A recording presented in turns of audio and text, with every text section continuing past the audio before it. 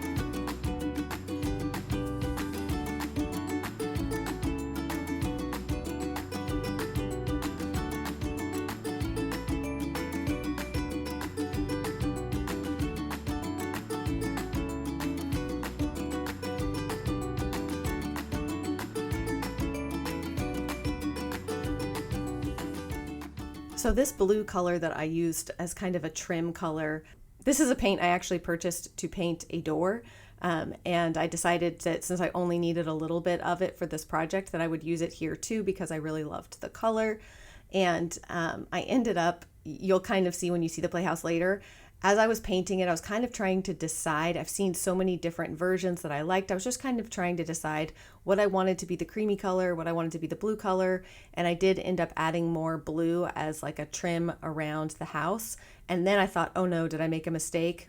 But I left it. And I do kind of waffle back and forth about whether or not I think I should have just left it like this or how I added the blue later, though I kind of really like it now as it is, so I probably shouldn't complain. It's fine. It's good. I overthink things, which is why sometimes I have to just sit down and do the dang project, because otherwise I will sit there and question myself to death.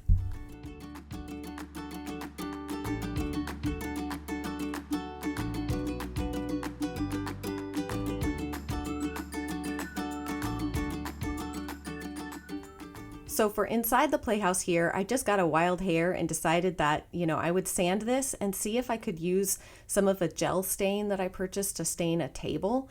I thought, it could be kind of cool if I made this look like it was, a different kind of counter. It was just trying to think of ways that I could essentially like customize the Playhouse and make it different. So I put some of that gel stain on and I liked it. Now, obviously, if you were really doing this for like an important structure in your home, you would need to do a lot more sanding and prep, but this is a Playhouse, y'all. So don't overthink it. I tend to overthink things, and this was one of those projects that I just really tried hard not to let myself overthink, and you'll see that as we go along. There's some shoddy craftsmanship happening here, but it all works out in the end. The roof was something I really went back and forth about what to do. I honestly had really contemplated just buying some shingles and actually shingling the roof, which I may do at some point. In the effort to get this project done and stop dragging my feet, I decided, since I liked the stain so much inside, I was like, you know what? Let me just see about staining it. I've seen a lot of people paint the roof like black, but we live in South Carolina, y'all, and it is hot here, and I knew that would, I don't know. I didn't think that was a great idea. However, the gel stain is pretty dark, so it's probably basically the same thing as painting it black. The camera does make it look darker than it actually is in real life. In real life, it's like that, I don't know what it's called, like Jacobia or something. It's a dark stain, but it's not black. But I really do love how it all came together. Again, I question myself as I'm doing these projects, and I start something, I'm like, oh no, did I just make a big mistake? But then when it's all done, I really liked how it came together. So to me, this was a way to customize the roof without having to actually shingle the Playhouse roof, at least for now. I also thought about doing a metal, like corrugated metal roof, but again, buying the right pieces, getting it cut, bent, a ridge vent, like a thing for the top. I don't know. I just felt like that might be a little bit much, Angie. This is just a Playhouse. So I now was cleaning off the area. This is where we installed turf. And again, you're going to see an example of how sometimes my ideas don't always work out exactly as planned. So I will need to make some adjustments later, but I'm just going to show you.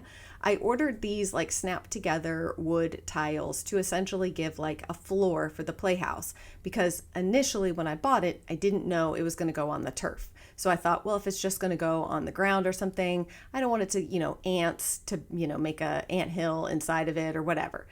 Yep, another view at the tramp stamp. Every time I do a video, I'm always, sorry about that. Anyways, and so I ordered this flooring to put together, and I really like it, but obviously, as you can see on the turf, it's just not a stable enough surface for this to stay together and not be wobbly. I tried a different pattern here that I didn't end up liking, and I just went back to the 1-to-1 pattern. So you'll see that when it's all done. That's why the pattern looks different right now. Just trust me, it all comes together in the end. So I think what I'm going to do is get some of the, just like we have these little 12 by 12 pavers, and I'm going to put those down as the base first, and then put this wood stuff on top of that. But again, in an effort to finish the project for right now, I just left it. So you will see that they kind of push into the grass and get pulled apart and stuff. It's not perfect. I also changed the little door handle on here. And I forgot to take the white handle off because I didn't really know I was going to change it when I started painting it. So I do have to go back at some point and add a little bit of blue paint around there where the wood is still showing, since the handle was smaller. But again, I just wanted to add a lot of like little custom features. So I added that little handle and then some little plants to go outside. These are actually little topiary trees that we've had for like 10 years. And when I finally removed them, I was like, wait, I'm going to save them and put them outside the Playhouse. But then I just ran to Walmart and got some like finishing touch things. So I got a little welcome mat to go out front. I also got some numbers to put on the front of the Playhouse, and I guess I wasn't paying attention, or maybe they were all stuck together in a weird way at Home Depot, but you'll notice in a minute when I start to actually put these on that the number 1 you screw in with tiny little screws, and the others have sticky backs. So I honestly probably would have preferred just to get all screw-in ones, because I feel like over time the adhesive will probably wear away from the sticky ones. I don't know, maybe not. These are actual house numbers for real houses and mailboxes, so perhaps the sticky ones will last. We shall see. But after I screwed in the number 1, I opened the number 2, and I was like, wait a second, what the heck? So of course I just went with it because I was not about to go all the way back to the store and exchange them or anything like that. So one of them screws in, the other 2 stick. It's all fine. It's all good.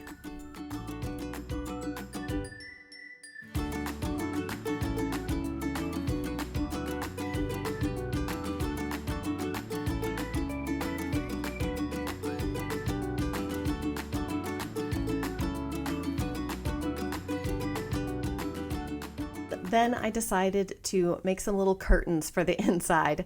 Again, this project got a little bit away from me and we had some struggles, okay? But I just bought a pack of fabric from Walmart and some adhesive bond that you just use an iron to activate the heat as kind of a way to, because I didn't want to bust out the sewing machine and do all that. My sewing machine is like in storage. I didn't want to bust all that out. So I figured I'll just use this to kind of hem the bottom.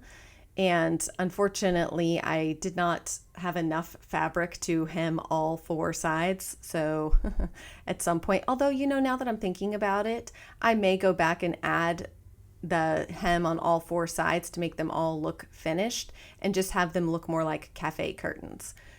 This is going to be the drinking game of the video. And by drinking, I mean have a sip of coffee every time I come in and out of this tiny little hole. Y'all, I kept coming in here thinking I was ready and then everything would go wrong and I would have to climb back out and then back in and then back out and back in. It's absurd. I also did not realize that I purchased the wrong thing. I thought that that rod would work. I thought that I found a great solution. Turns out I didn't pay attention. It was a magnet. And obviously this is wood, not metal. So that wasn't going to work. And yeah, I thought I found something else. That didn't work. In and out. Just constantly trying to figure out how to hang these dilly dang little curtains. But I did eventually figure out how to jimmy rig it to work so that I could finish the video. And I ended up borrowing from myself these little curtain hooks that I got from Ballard Designs. I'm obviously not putting Ballard Designs stuff into my kids' Playhouse. So they are borrowing these in an effort to finish the video. But I did order all of the things that I needed to actually make the curtains work on Amazon for super cheap. So I will link that down below as well. But I just let them borrow this so that I could finish the video. But I'm certainly not leaving these out in the Playhouse.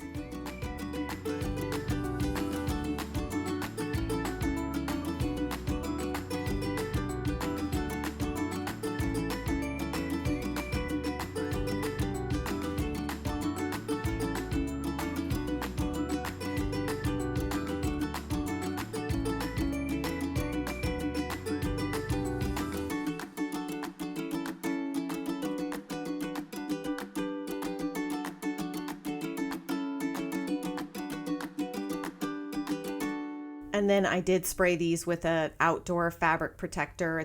Makes them kind of waterproof and just protects them from mold and rain. So far, it's been fine with a little bit of rain. All right, let's take one last look at the before and then the grand reveal.